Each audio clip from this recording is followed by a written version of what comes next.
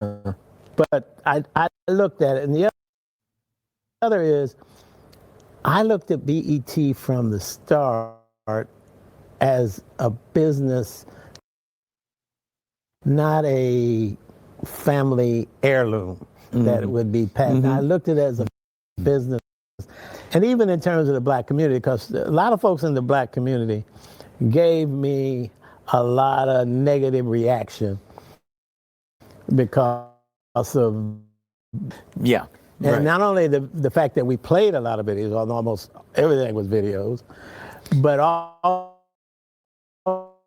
also because we didn't delve into deep social, cultural, political programming. We just didn't do it. That's the problem. A lot of the affluent and rich black people, the black boule, they believe in the system because they are the exception, not the rule. And they think that they are the rule because they somehow made it, when in reality, most of us, if not almost all of us, are still stuck at the bottom, while just a small few of them have gotten to shake hands and golf at the country clubs with the rich and famous. So we talk about, oh, well, why was BET sold? Because Bob Johnson said, just like dude from Star Wars, you know, the business is business, huh? I'm not going to hold and tells you who they are, believe them the first time.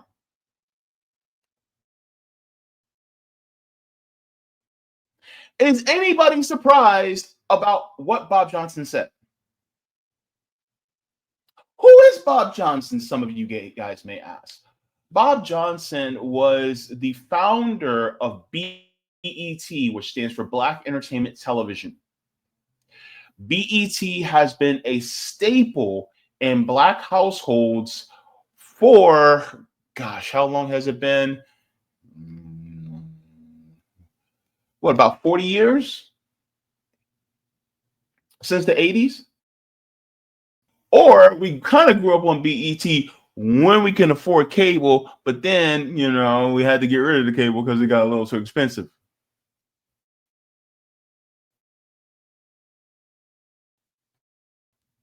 And it was black owned. Partially. Oh, what do I mean by partially? Oh, it wasn't completely black owned. Did you know? When it first started, it wasn't completely black owned. It was mostly black owned, but it wasn't completely black owned. Let's get into this because I think it is absolutely important that we talk about exactly what happened in BET with Bob Johnson. And he goes over a bit of the history in regards to BET. And by the way, he is basically speaking, he's speaking to Donnie, right? He's talking to Donnie Simpson. Let me see. Let me make sure I get to the right spot. I want to make sure that I get to the right spot because we got to start this off. We got to start this off just right. Okay. All right. Let me. Okay.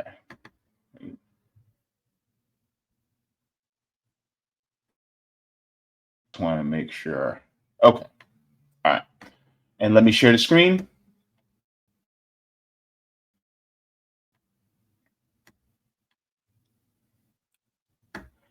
And let's get into this, y'all, because I'm telling you right now, this is revealing, deeply revealing.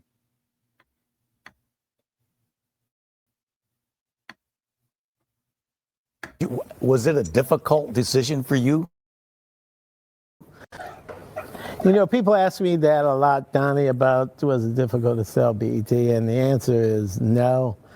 And the reason is because when I started BET, I had a partner who helped me start the business in terms of the money he put into it. John Malone? John Malone, president of, at that time, one of the largest cable companies in the country. Okay, so John Malone. So a lot of people are asking the question, well, who in the hell is John Malone? So I'm going to share with you guys who John Malone is. So you guys can see who this guy is. All right, so make sure I get it large enough so that everybody can see. All right. John Malone, not to be confused with Post Malone, but there's a definite similarity that you guys will notice. All right. So let me share with you guys who John Malone is. All right. So this is John Malone.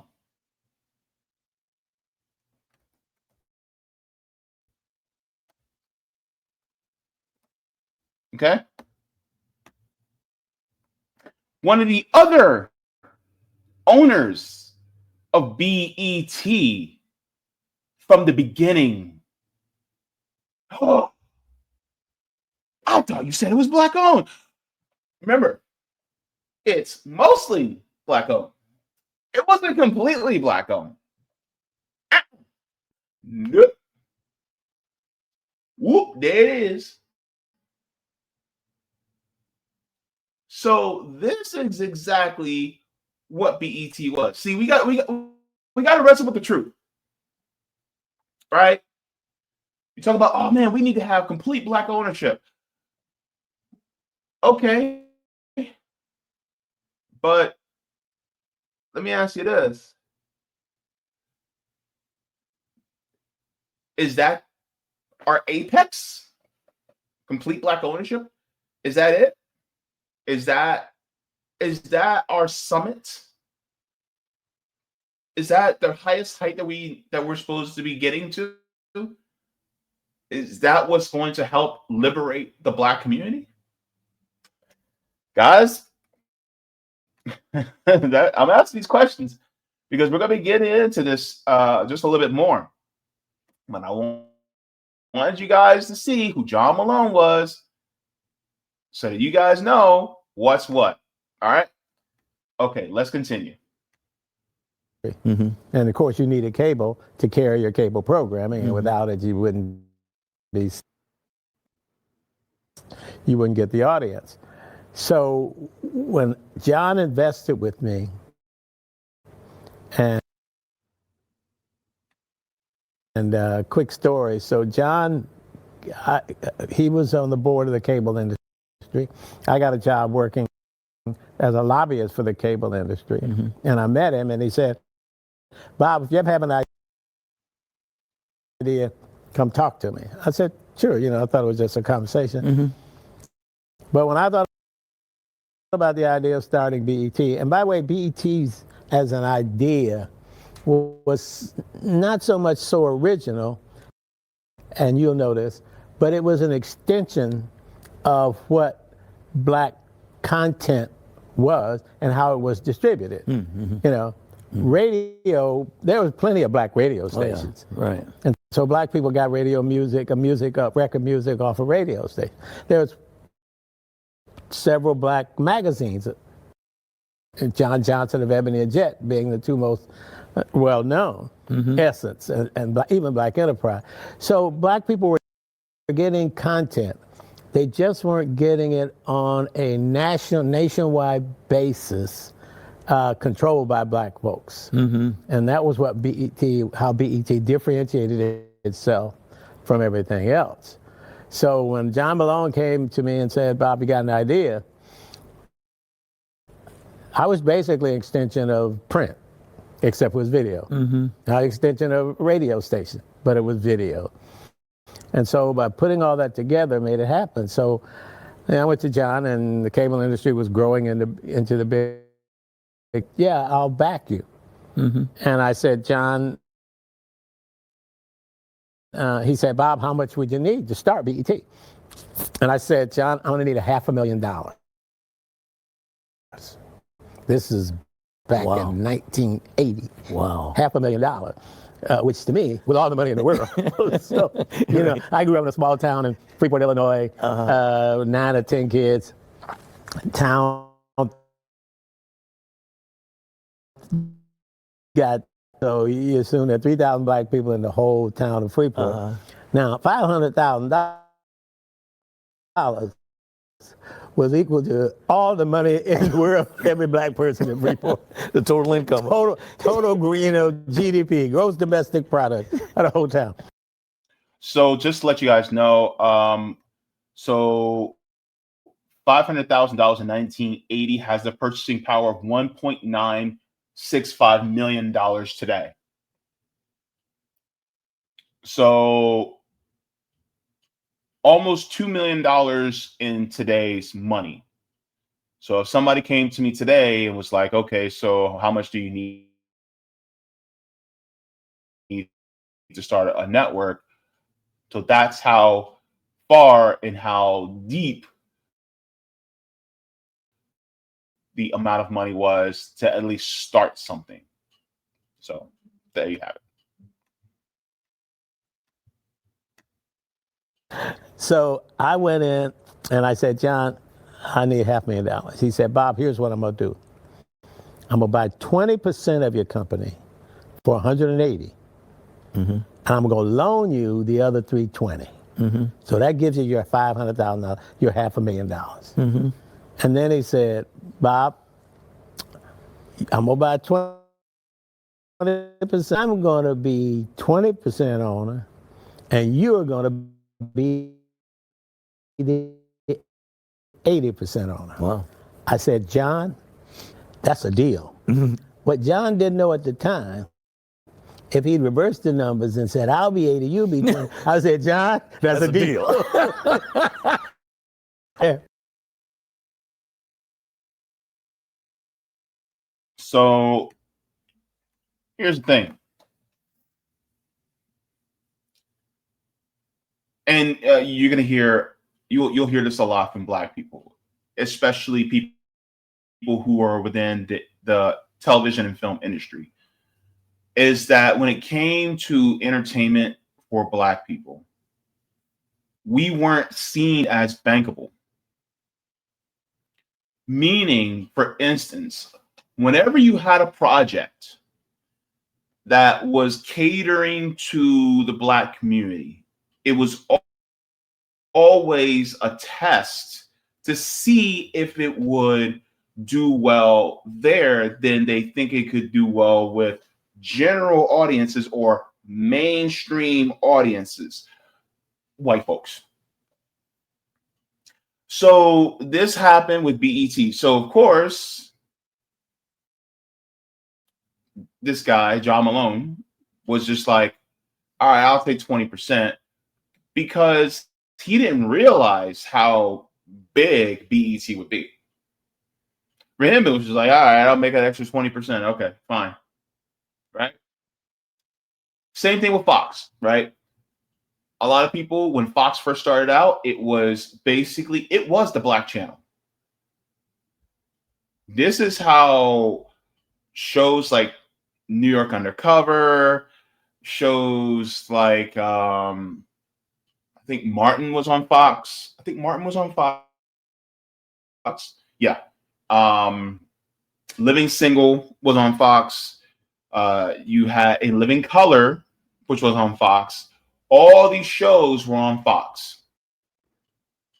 And so they tested it out with black audiences. And then once they saw that it did well with us, then they expanded it. And then they took the black shows away and replaced them with mainstream or white shows. And they did this with Fox. They did this with what's now known as the CW, but it was actually WB back then. This is when you had Smart Guys, Sister, You had Parenthood. You had the Steve Harvey Show, right? And so that's why. And so you had a lot of these shows that were more black shows that they basically used black audiences to test and to see if there's any worth in it. And then if it was worth something, then they would switch it over to predominantly white audiences. Chat. The show Friends is actually a rip off of Living Single. By the way, Living Single is actually funnier than Friends. I recognize that. It's because it was done on Living Single first. And then they took it and they put it into Friends. So this is exactly how things go within entertainment, right? It's always test it on us, but then once they're done using us as guinea pigs, then they bring it over to the white audience. And then they kind of leave us in the lurch. So that's how it basically is. So this is why he was like, oh yeah, 20%. Because he didn't have much belief that it would do that well. It's the same thing with like movies like Black Panther. Right? A lot of people thought it was going to fail, and then it became one of Disney's most biggest films in the MCU because it was just that damn good. So, anywho, let's continue on. We spent about 35 minutes talking about how I was going to do this and how his cable systems would carry the program, and I said. I'm serious. I went to public affairs school, international affairs school at Princeton and at the University of Illinois history. I didn't go to Wharton School or Harvard or any of the other business schools. Wow. So I said, John, now by this time I had the check. He wrote me the $500,000 check for asking this question. I said, John, I never run a business. What advice can you give me? That's why you didn't get paid a lot.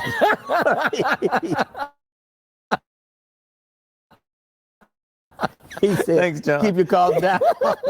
So anyway, so he wrote me this $500,000 check, 30 minutes, gave me a little piece of paper about, 2 paragraphs, and off I went to amazing.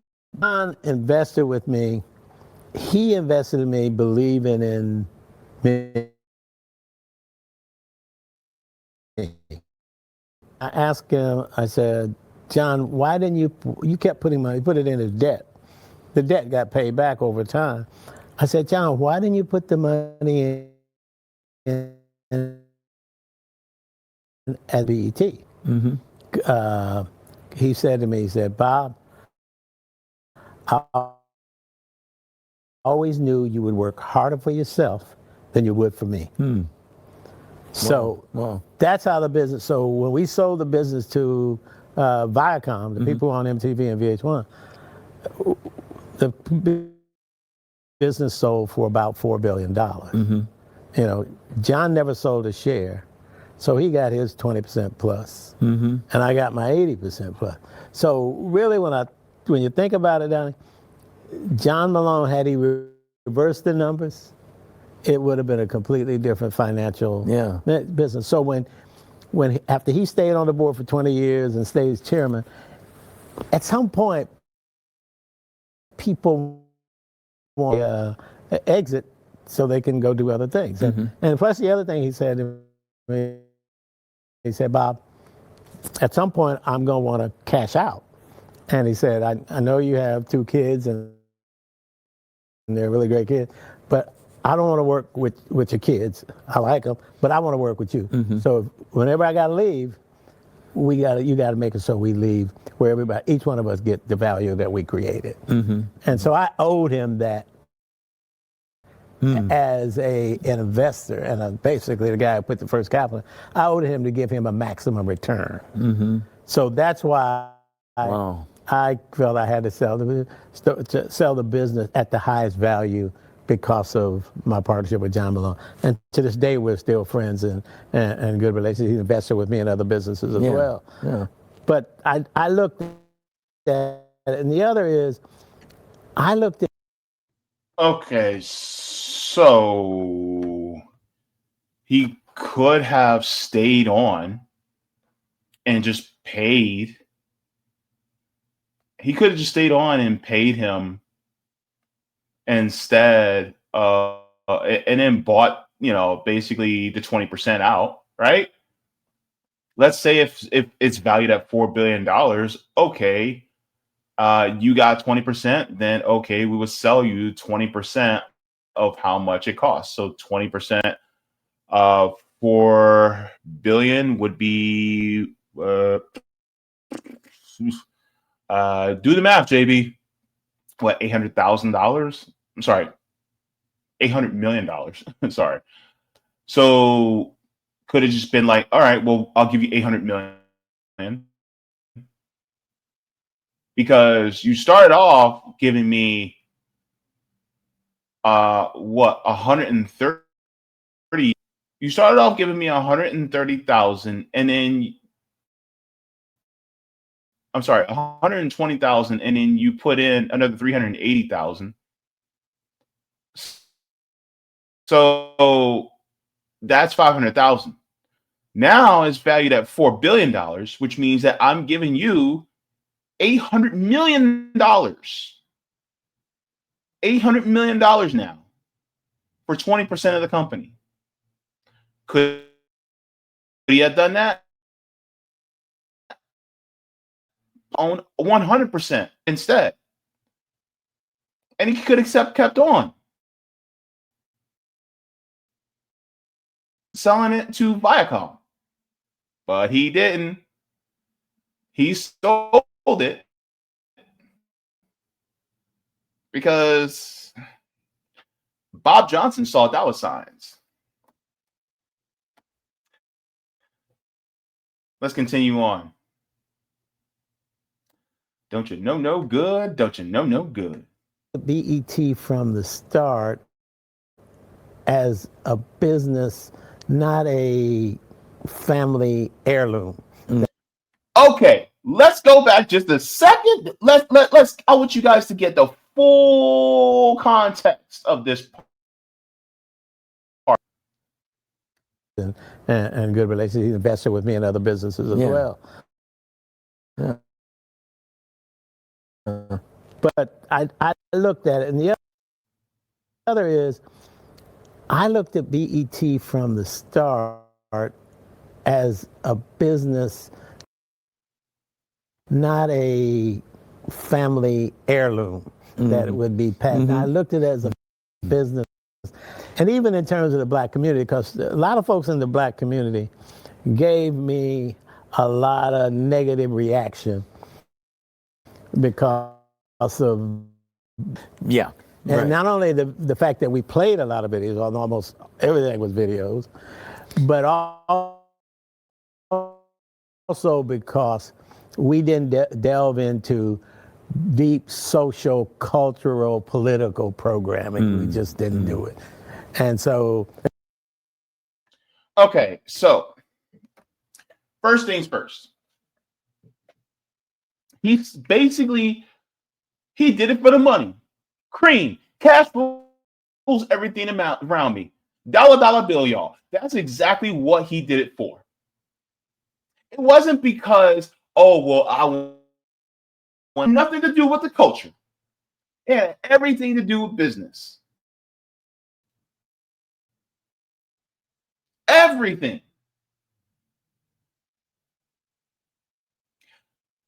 Bob Johnson became a billionaire after that sale. I think he sold it. I think his share was $1.5 billion.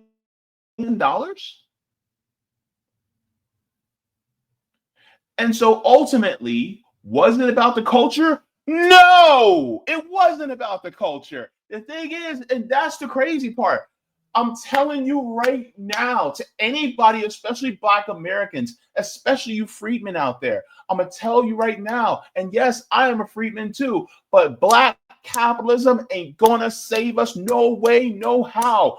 Also, freedmen capitalism is not going to save us anyway. At all. Here you got somebody who, at least I think, is freedman. And guess what? He did it for the money. What's the difference between him and Jay-Z? What's the difference between him and Sean Carter? Like, and the thing is like, was it really just about investing in the Black community, or was it just a business investment for him? And then, and you know what's funny about people? People will go, well, it's not his responsibility to, to do things for us. We should be able to do things ourselves. I'm sorry, but what about talking about us sticking together? See, here's the thing I dislike about my own community. When it's convenient, oh man, we got to stick together. We got to stick together with the Black community, blah, blah, blah. But then what? Make that brother a billionaire. And then it's, oh, well, he ain't got real responsibilities to the rest of y'all. Y'all got to start doing everything on your own. You better, I got mine. You better go get yours. Suddenly, everybody turns white. It's crazy. It's crazy. I'm just like, wait a minute. You guys turned into a capitalists overnight? You guys forget that, oh, I thought we were supposed to keep that ladder down so that everybody can come up. No. Until that person becomes very super rich, then it's seen as okay for them to pull the ladder up behind them. And then people start making excuses for them. And people will talk about, oh my God, it was because of the videos. Maybe. But mostly it was because of what are you doing for the Black community? You're just trying to make some coin. And that's it. What's the difference between you and a white capitalist now?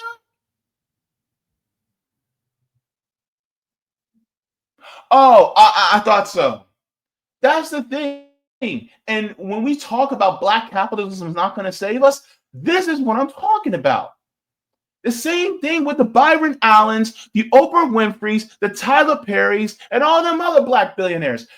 How have we actually came up since they became billionaires? Somebody want to tell me? Also, I'm going to say another thing. There is too much classism in the Black community. Classism is what keeps us divided. We got classism up the wazoo. Why? Why are we trying to imitate people, the parasite class, and doing what they do? And then we want to talk about, oh man, we were so much better back in the day. You want to know why we were so much better back in the day? Because we had community. Because we had a symbiotic relationship with one another. And now that's symbiotic counting on other Black people just because they're on food stamps. And now those food stamps are about to get cut off in November.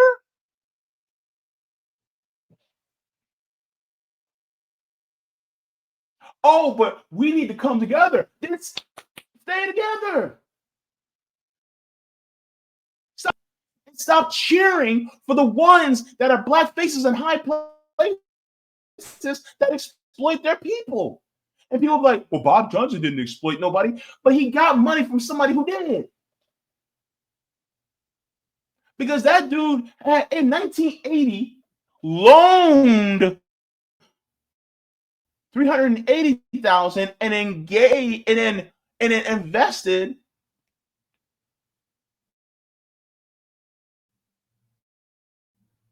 for a 20% stake. How did somebody like that get that much money?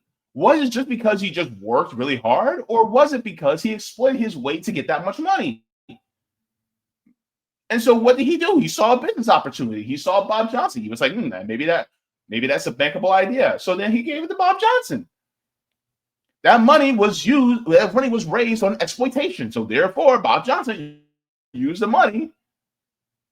And then on top of that, the suggestion from that guy that he got the money from, John Malone, was keep your costs high and keep your expenses low. Meaning, don't pay people too much. And he joked even with the host, saying, "Oh, see, that's why you didn't make that much money. I was stiffing you so that I can make more money." And he laughs about it to his face.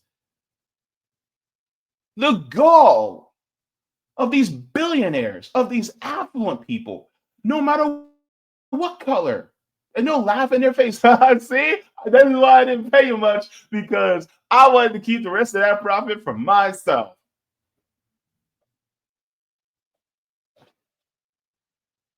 It's stupid.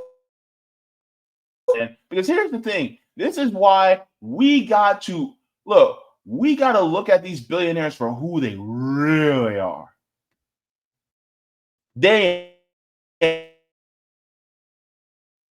So, in fact, when I started BET, and every time I talk to a lot of white folks, and I say, "Oh, I'm starting this thing called Black Entertainment Television," almost to a person, they come back, "Oh, that's a great idea, Black Educational Television." Right. They just couldn't imagine that I would take this opportunity of a new technology of cable and use it for entertainment purposes. Mm-hmm. They wanted it to be an educational, cultural, reach out to Black folk kind of thing in a way of social renewal and social redemption. Yeah. And that was not the way I started BET. I started as a business based around a music video model. Mm-hmm. And it's a hell of a model, Donnie, because when you think about it, the business was free music videos. Right. Didn't pay for them. Right. Cable carriage, and they would pay me a subscriber fee for carrying the free videos. Yeah. And then the advertisers would pay me advertising to advertise in the free videos. Yeah, right. So how do you not make money? A free program, and you get paid twice. Wow. You can't beat that. No, you can't beat that.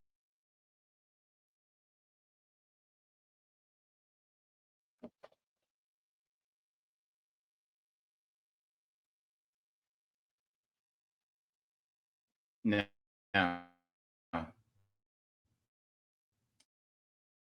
much investment, real investment, was given? I'm not just talking about, give a couple Black people a job. I'm talking about really investing into the Black programs. That's not what I'm talking about. I'm talking about real, tangible, mutual aid done for the Black community. How much of that was actually done? Yep.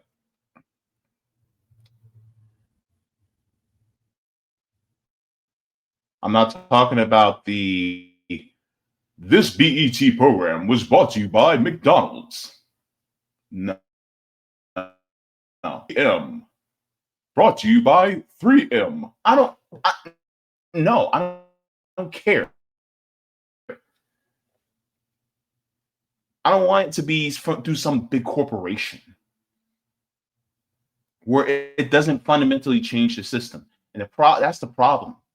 A lot of the affluent and rich Black people, the Black boule, they believe in the system because they are the exception, not the rule. And they think that they are the rule because they somehow made it, when in reality, most of us, if not almost all of us, are still stuck at the bottom, while just a small few of them have gotten to shake hands and golf at the country clubs with the rich and famous. So we talk about, oh, well, why was BET sold? Because Bob Johnson said, just like dude from Star Wars, you know, the business is business, huh?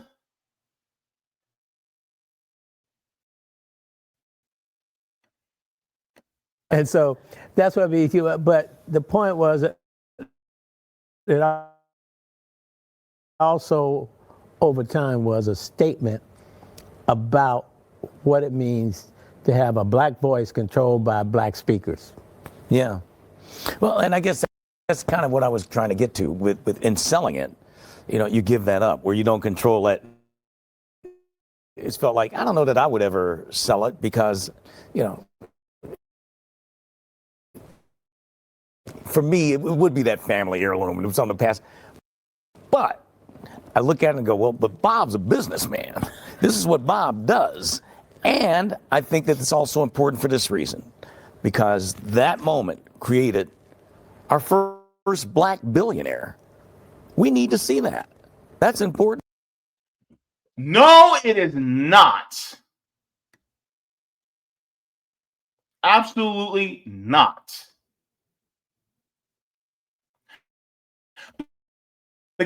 When in reality, Bob Johnson was the very small, minute, microscopic exception. And so before there was an Oprah Winfrey, there was a Bob Johnson, the first black billionaire. Before Tyler Perry, there was Bob Johnson. You're looking at the first black billionaire in American history. And the thing is like, how much has your life gotten better since Bob Johnson became a billionaire? No. Tell me in the comments, in the chat, tell me right now, how has your life significantly improved materially since Bob Johnson had became a billionaire? Your life as a black person, how has your life gotten better?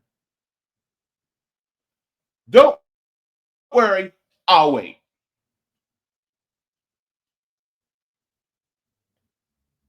Because the problem is that this is the bug, this is the virus of individualism that hits us in the head. Let's do it, that means that we can do it too. And guess how many people are doing it?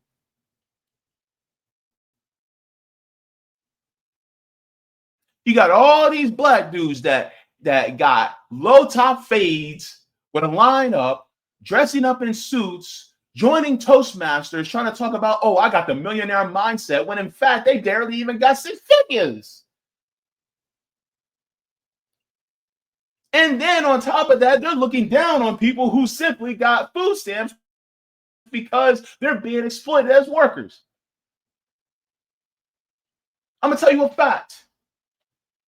Capitalism has done nothing significantly to improve the lives of black people on this land ever since our ancestors were brought here in chains. In fact, it was capitalism that brought our ancestors here in chains. So why in the hell are we allowing ourselves to embrace a system that enslaved our ancestors and put us in this position in the first place?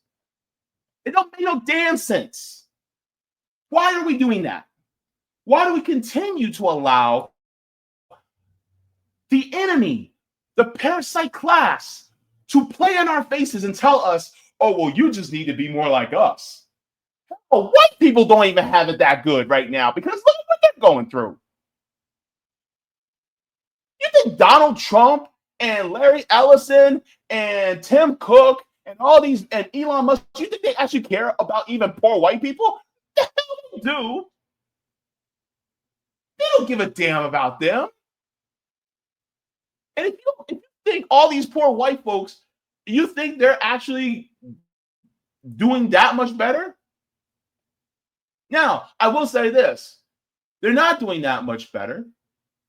The only benefit they have is the white privilege that they have, that their life is not made worse by the color of their skin. But at the same time, ultimately, they're now caught in the crossfire because now the billionaire class is seeing them as just as expendable as they saw us historically. Are we still doing worse? Yeah. But poor white people, they're starting to feel what we've been feeling for a long time. So why are we going to embrace a system that hasn't even worked for the majority of them? What?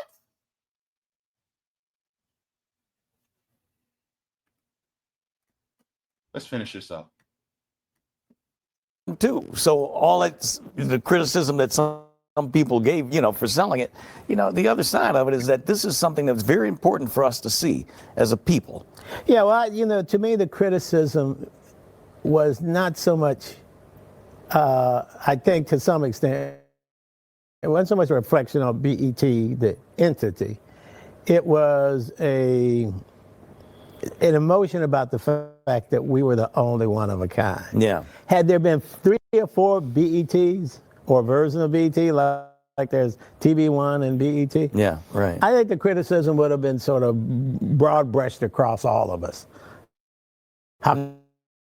Right. So right. everybody picked up on. So when Nelly did his video called Tip Drill,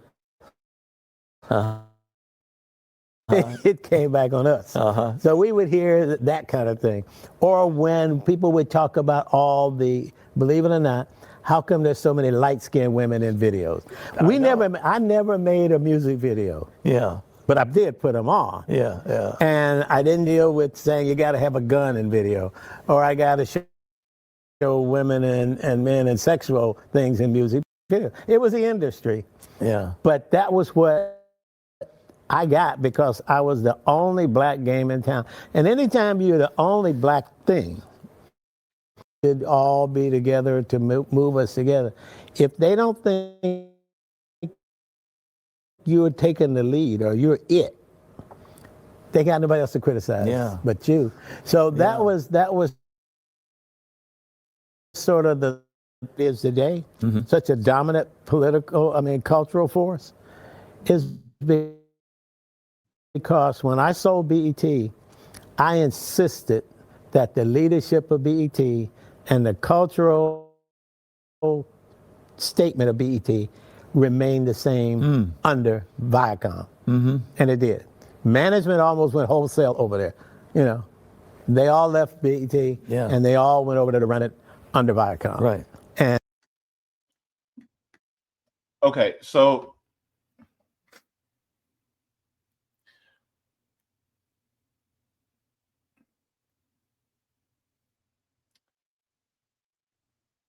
blackface is in hot place. First of all, let me tackle this. We talked about the complaints about the music videos. And about the music videos, right? For instance, right? Colorism was a big thing in music videos. Like the only love interest you ever really saw in music videos was light skin. All right. Here's the issue though. He's like, I didn't make the music videos. I didn't tell them that they had to have guns in music videos, blah, blah, blah. And it's like, okay, yeah, but you let them in.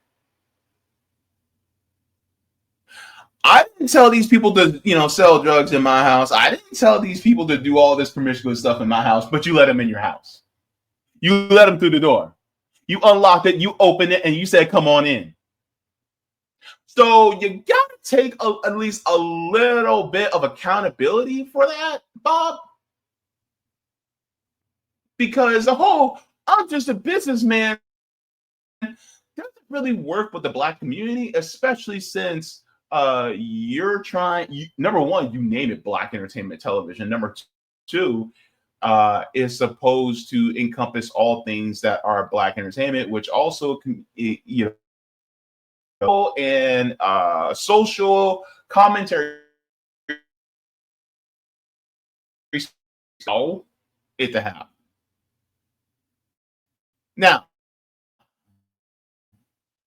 this is when I say also that parents need to be able to monitor what their kids are watching.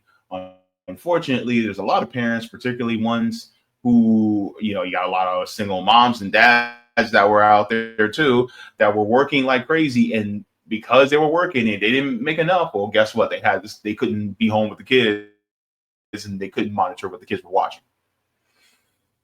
But the problem is that you're just saying, well, I'm just a businessman. Okay, well, then that shows us how much you think about the Black community, because you don't really regard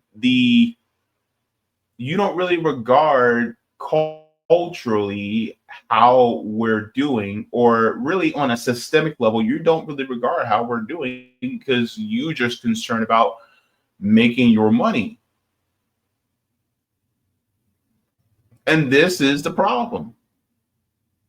Because for you, it's an individual pursuit. Whereas some people like myself is thinking about this on a collective basis. Because if we continue to this individual pursuit, then guess what? We're not actually going to succeed as a people. Black liberation is even further than we would like for it to be, because you have a lot of Black folks like Bob Johnson and Oprah Winfrey and Tyler Perry's that are just in it for the money, and they're not actually trying to uplift Black people systemically. In order for me to be able to eat, I just need to see somebody with some food.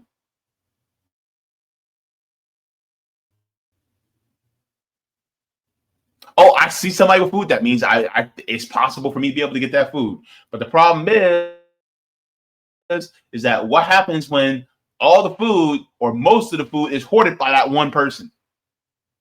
How am I going to, I may be able to get a couple crumbs, but then what's left? Am I being too harsh on Bob Johnson? I don't know. I just have extreme distaste for billionaires. I have an extreme distaste for people who are parasites on the workers. And I don't care what color identity they have. A billionaire is a billionaire is a billionaire. I don't care. Am I too harsh? Am I? Because I don't believe I am. I just believe that some people are going to be like, oh man, JB, why you going so hard on him?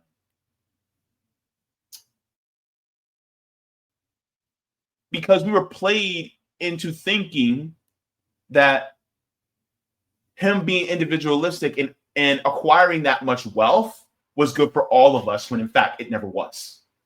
That's what pisses me off.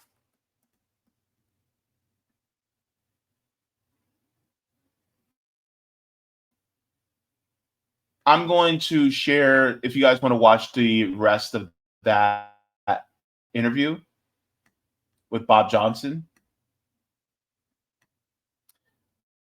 But it just feels like we're expected to just accept people who continue to exploit just because they're Black. Oh, see, they can exploit just like the white billionaires can. So therefore, oh, well, they made it.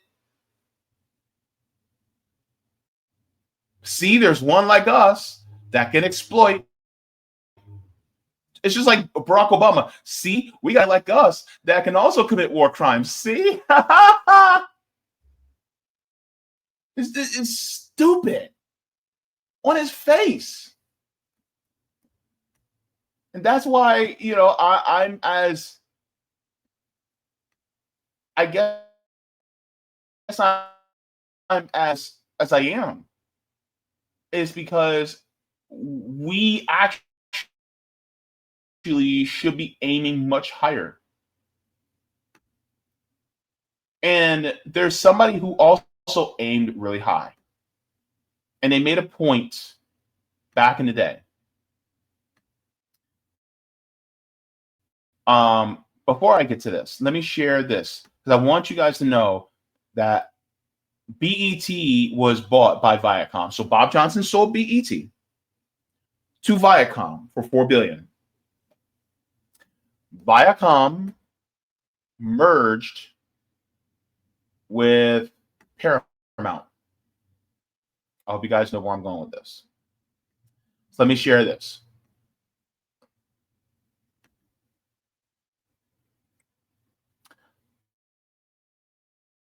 So I was asking if Paramount had bought Viacom.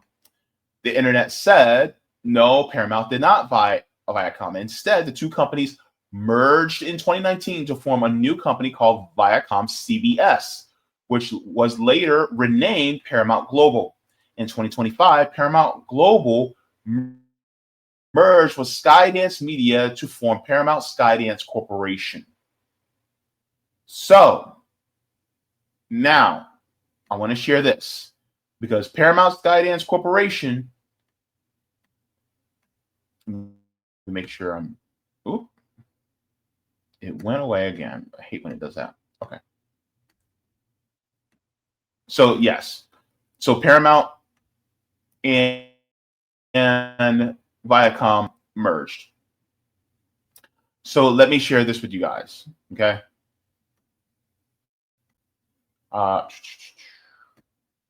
It's not what I want. Now, this Skydance Media, okay, led by David Ellison. I want you guys to remember that last name, especially David Ellison, completed its merger with Paramount, named Paramount a Skydance Corporation. The merger was a result of $8 billion deal that combined the two media companies, making Skydance the majority owner of the new entity. This transaction follows an extended approval process by regulators. Okay.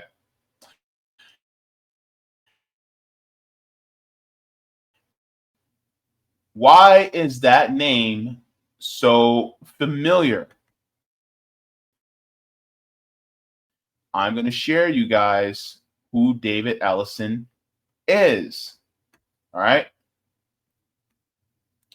So let me share this with you guys.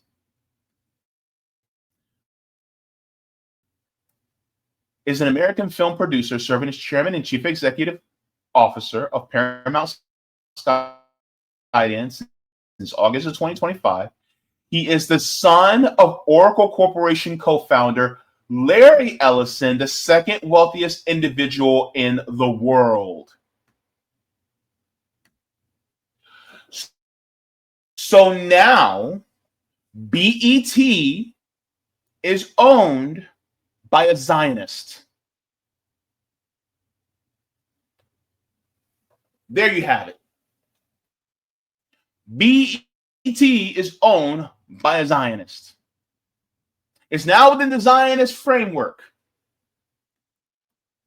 And remember what they said, right? Remember what Netanyahu was talking about? Oh, we need to take over all these different entities, especially the Black community. I'm going to tell you something, the fact that a lot of people don't want to acknowledge. U.S. culture is driven by the Black American community. That's how U.S. culture is driven. If you control the culture, then you can control the United States and how the information. If you can control the culture, who controls the culture? Think about it. Think about the words, the lingo, the music. Culturally, blackness, Black Americanness is all throughout America. Think about a lot of the inventions. Think about the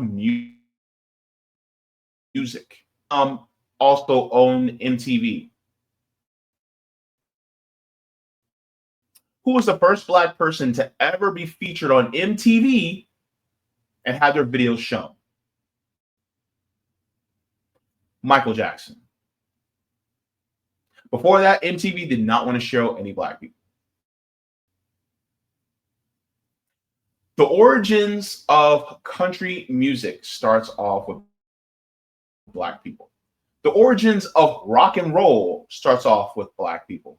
The origins of R&B, hip hop, ska, electronica, disco, it all starts off with Black people. So here's the thing, that the person who controls and can manipulate the culture will be able to have a a large enough influence over America and how people think and act. Therefore, it would behoove Zionists and their twisted brain to have more influence over Black Americans than they have already. And they think that they can do it through owning media like BET.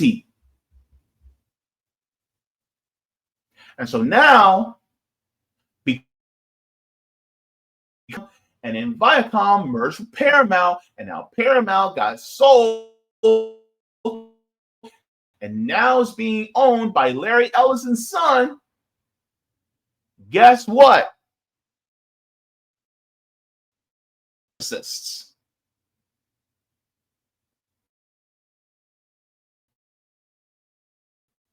You know, if we really want to come together as a community, we got to leave capitalism behind, baby. BET should have been made into a worker cooperative.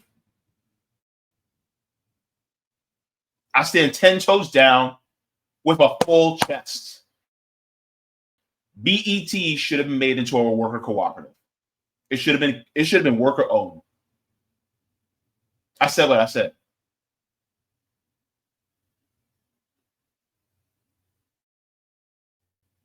Instead, Bob Johnson had to get his.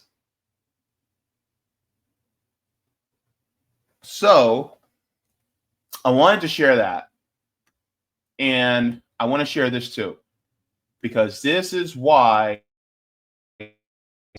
Let's go to the legend himself, Comrade Chairman Fred Hampton. Attorney and the state's attorney's office has reasons to see Fred Hampton in jail. We've got a new state's attorney, you see. And he said already what he thought about people that had different political beliefs than he had. His speeches sound somewhat like those of Hitler, and we know why he wants to see Fred Hampton put in jail. Why do I have a lot of arrests? Because of harassment. Why is that harassment? Because the people that harass me have set up a problem that made me disagree with them violently, and they set up this problem in order to exploit me and other people like me. And why they want to get rid of me? Because I'm saying something that might wake up some other exploited people and some other oppressed people. And if all these people ever get together, then these pigs that are exploiting us, we'll be able to run them into the lake. That's why they want to get rid of us. And it's just, it's sort of like a primary thing with me.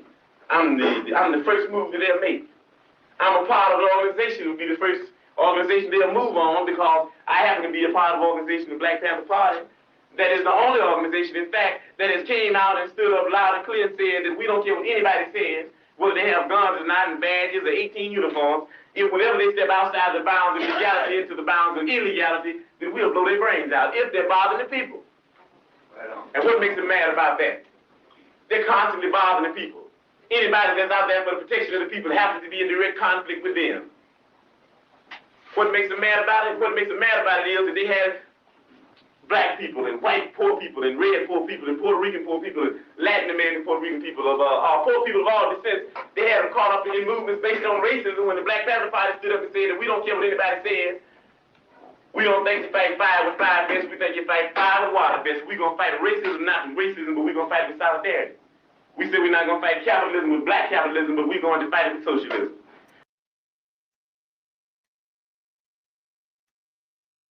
He said what he said. You don't fight fire with fire, you fight fire with water.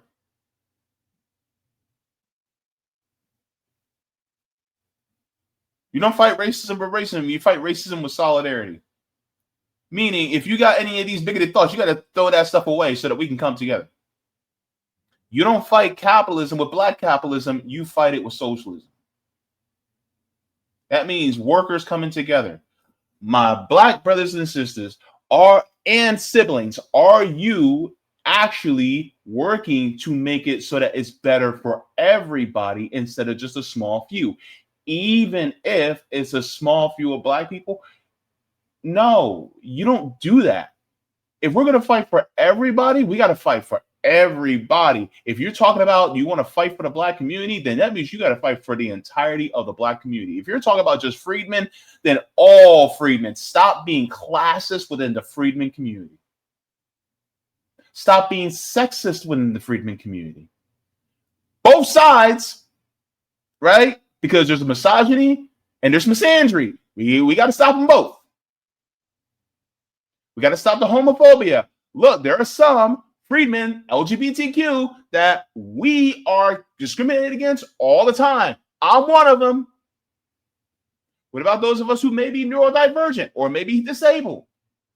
If you want to talk about just being a Black American, you want to go across the diaspora, that too.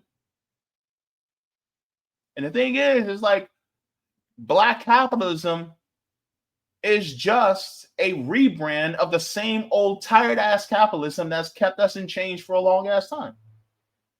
So why are we embracing a system that keeps people in chains? Why are we going to exploit our own people? Just so that a small few of us can come up. So this is why I have the opinions, and this is why I'm as harsh as I am on a community that I love, because I see the potential in us to do so much better. Our voice as a community and as a cultural